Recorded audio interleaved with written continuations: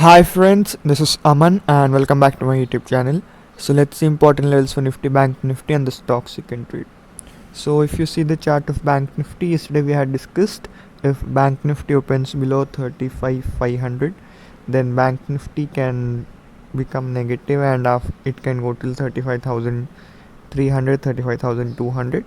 Today it opened around 35,500 and then we saw a sideways momentum. Now Bank Nifty has a resistance at 35,800 and a support at 35,400.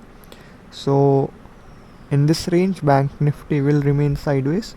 Tomorrow if Bank Nifty goes above 35,800, then Bank Nifty can go till 36,000, 36,100, and below 35,400 Bank Nifty can fall till 35,300, 35,200 and 35,100. Now let's see Nifty. So in Nifty we had discussed if Nifty opens below 16,500, then after breaking 16,440 Nifty can fall till 16,400 to 360. But if you see Nifty opened around 16,500, it came till 16,443 and then we saw a immediate buying pressure, and later Nifty slowly rallied upwards. Now there is a trend line here and there is a support at 16,590.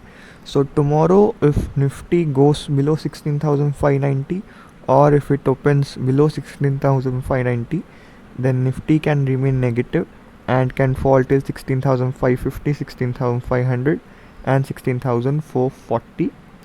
But if Nifty opens flat and then if it crosses 16,650, then Nifty can go till 16,700 to 16,740, and above 16,740 Nifty can go till 16,800.